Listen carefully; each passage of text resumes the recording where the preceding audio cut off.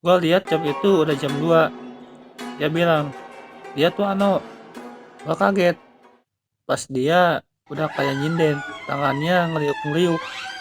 Asli, di sini gua takut, gua pengen nangis. Nada dari mulutnya itu serem, udah bukan suara dia. Gua keluar tenda buat bangunin anak-anak.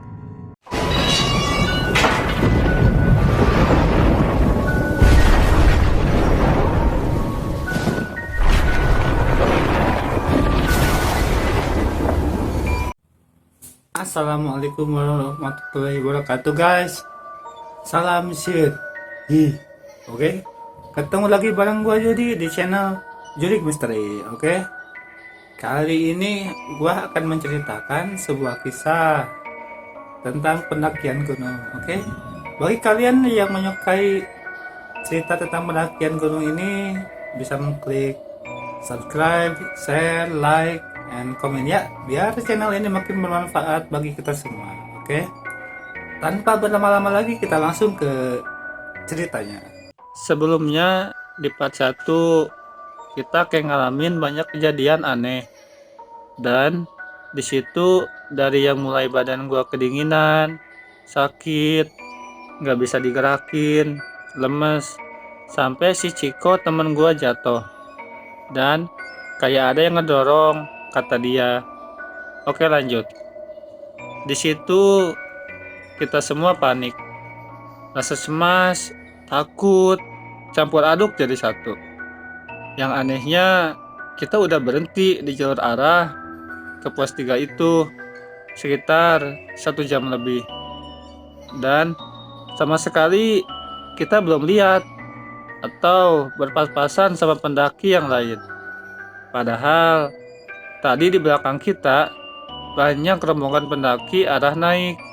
Bahkan sempat ketemu di pos 2. Gua bicara dalam hati, mungkin mereka masih stay di pos 2 kali ya. Pas kita kebingungan itu, kita ngerasa kalau ada banyak orang di sekitar kita, kayak banyak yang lalu lalang. Yang gua heran tuh, tapi di situ cuma kita berenam, gak ada yang lain.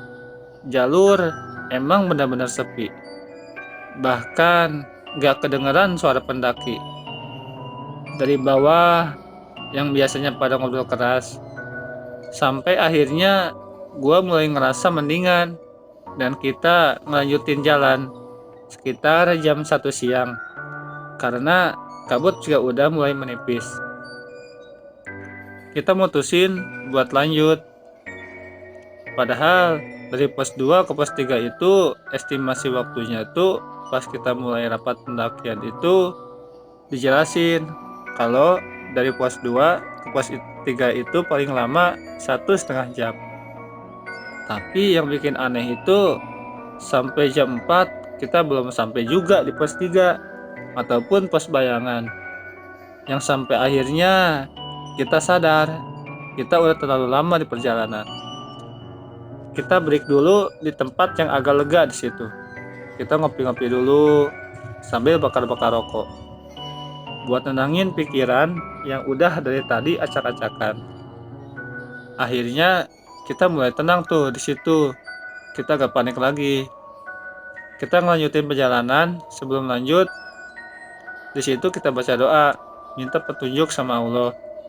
Buat kalian yang mungkin tahu atau arah ke pos 3 itu, beberapa meter arah pos 3 ada jalur yang harusnya cabang 2, tapi nunjukin titik kumpul yang berujung sama.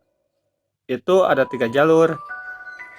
Akhirnya kita mutusin buat ambil jalur yang tengah. Alhamdulillah, itu jalur emang menuju ke pos 3. Sebelumnya kita sempat berdebat buat ngambil jalur yang mana, karena setahu kita cuma ada 2 jalur.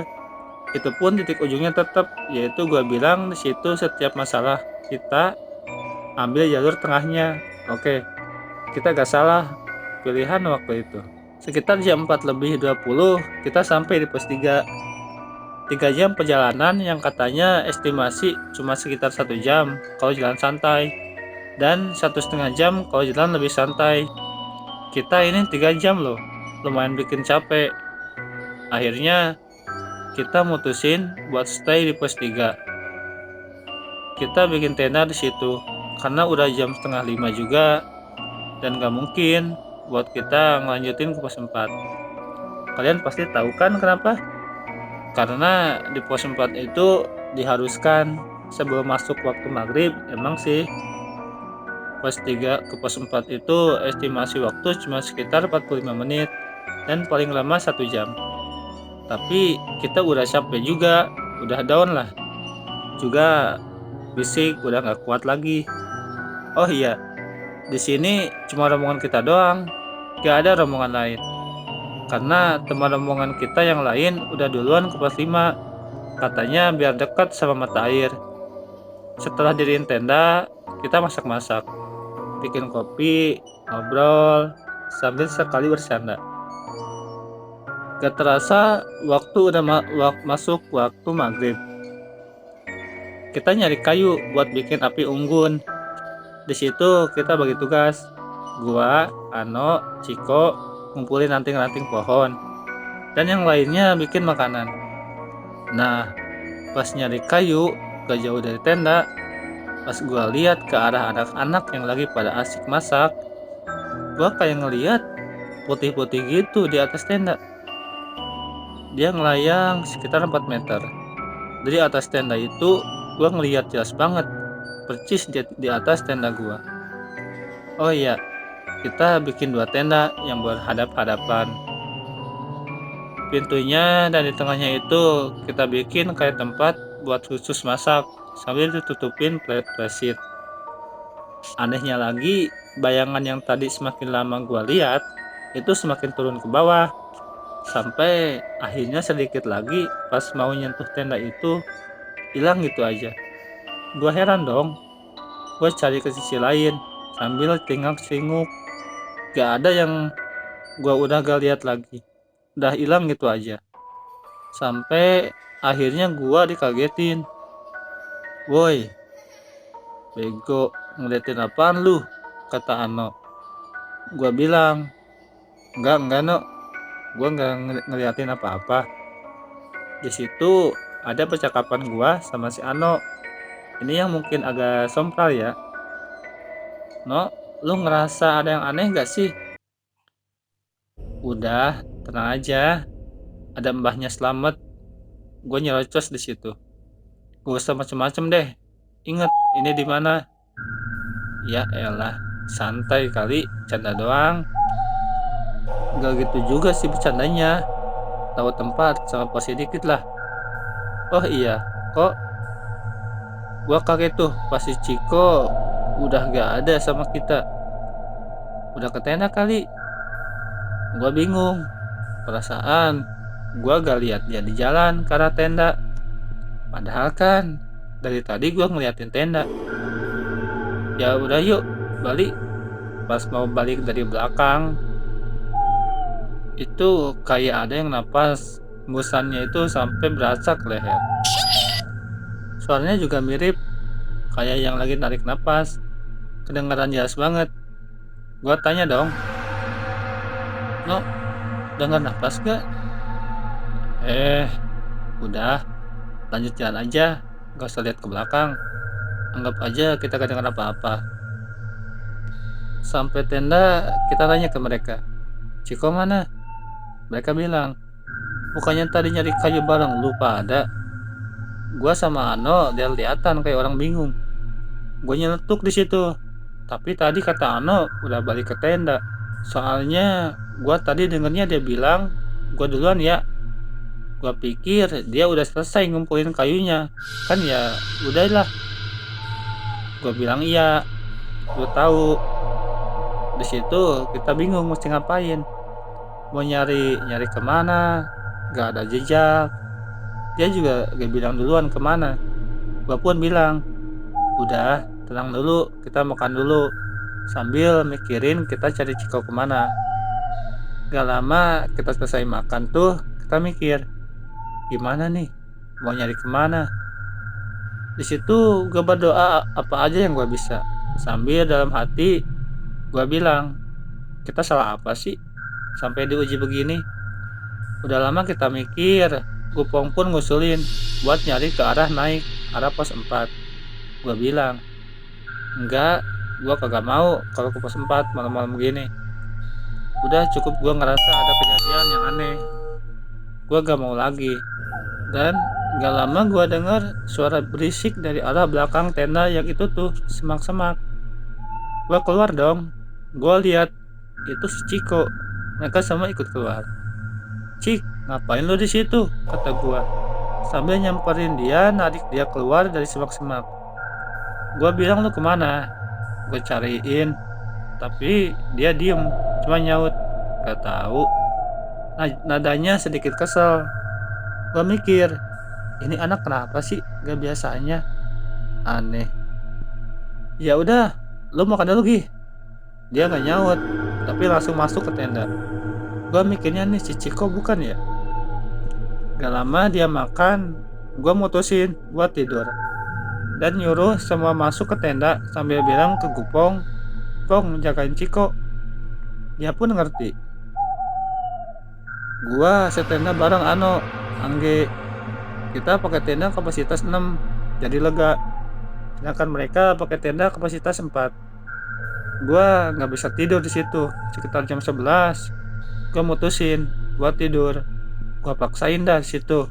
Sampai akhirnya gua dengar yang udah tidur, dia kayak bersenandung. Gua bangunin dong.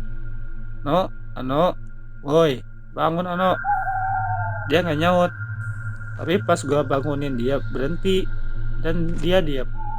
Gua pikir mungkin dia ngigo. Ya udah, gua lanjut rebahan. Dia nyenandung lagi. Tapi kayak lagi nyanyi. Cuma gak tahu ini lagu apa. Kalau misalkan dilihat dari nadanya, kayak tembang Jawa gitu. Di sini gua diem. Gua gak masuk ke sleeping bag. Gua settingin sampai atas gua tidur. Bisa gak bisa gua harus tidur. Gua mikir begitu di situ.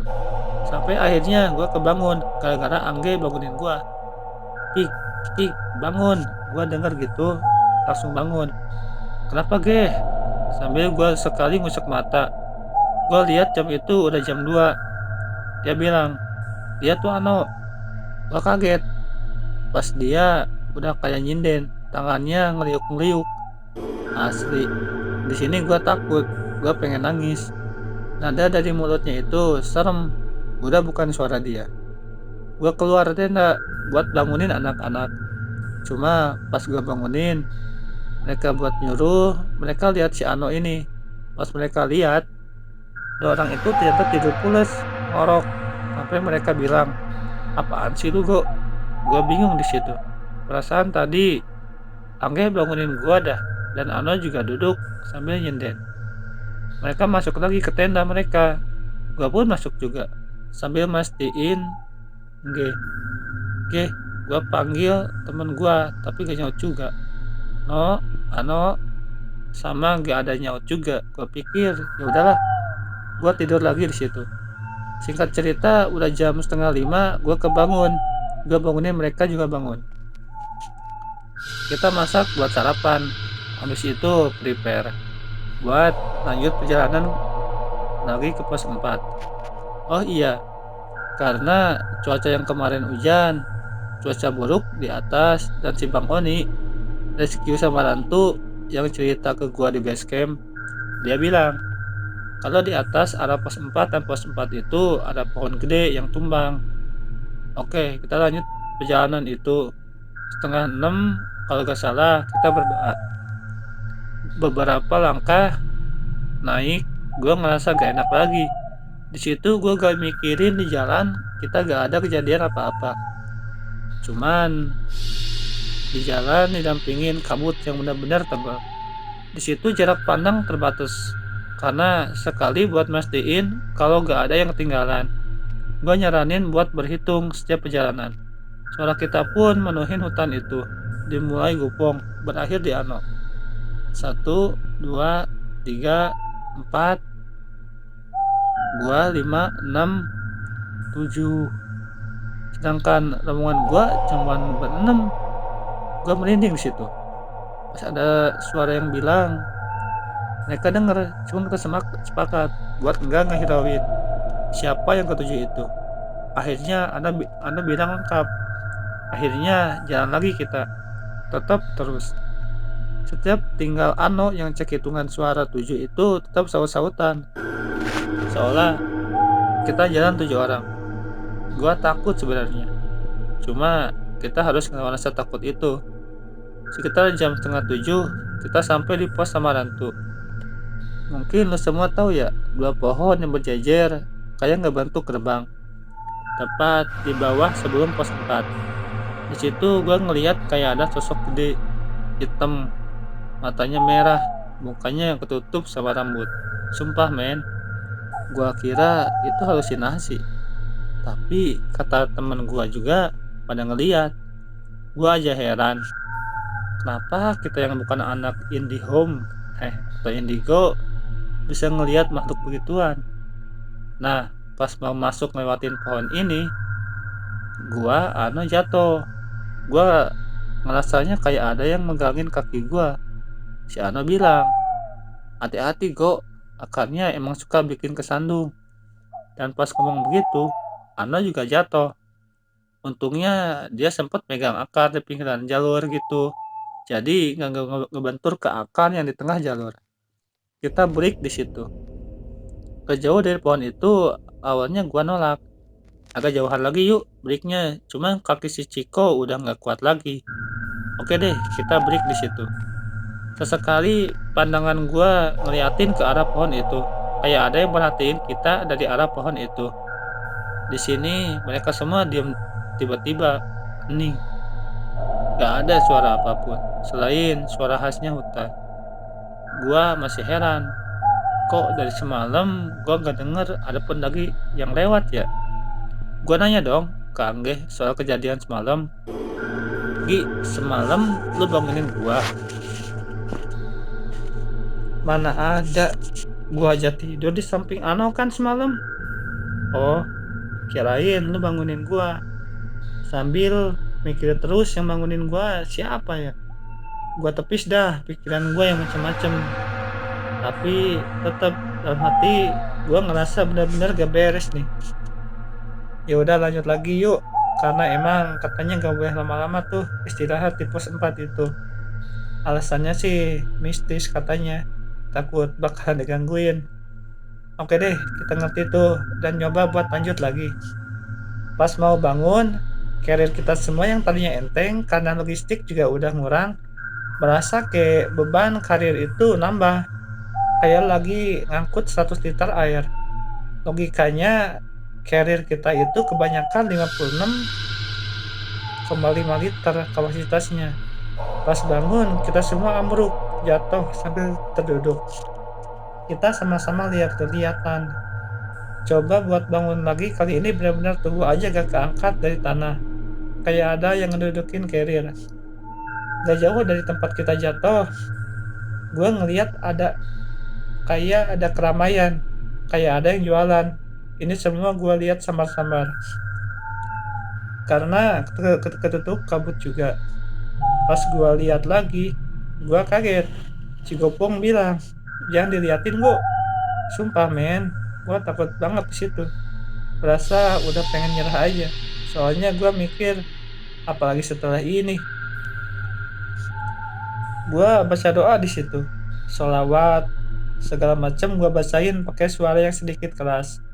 Sekitar 10 menit kita duduk, terus coba akhirnya kita bangun. Buru-buru kita ngelanjutin perjalanan, berharap bisa cepat-cepat keluar dari tempat itu. Pos 4 ke pos 5 itu jaraknya dekat, gak terlalu jauh, paling sekitar setengah jam. Kata penjaga pos si Maxi. Udah 2 jam kita jalan, gak juga nemuin pos 5, sampai akhirnya kita sadar. Loh, kita kok di sini lagi? Jadi gue cuma muter-muter di tempat itu dari tadi. Setelah 2 jam lebih, dan akhirnya 4 orang rombongan gue mutusin buat jemput gue di situ. Katanya mereka nungguin kita gak nyampe-nyampe. Akhirnya cuma setengah jam kita nyampe di pos 5. Kita sujud di situ. Alhamdulillah, sambil senang. Tapi semua gak cuma sampai di sini. Ini belum berakhir. Next part 3-nya ya. Kalau ada kesalahan dan tulisan, saya minta maaf. Tunggu di part 3. Gimana guys ceritanya? Serem kan? Lumayan creepy juga kan? Oke, gua ingetin sekali lagi bagi kalian yang baru gabung dengan channel ini untuk mengklik subscribe, share, like, and comment ya, agar channel ini bermanfaat bagi kita semua. Oke, salam dari gue hidupnya ya. Salam sih, bye bye.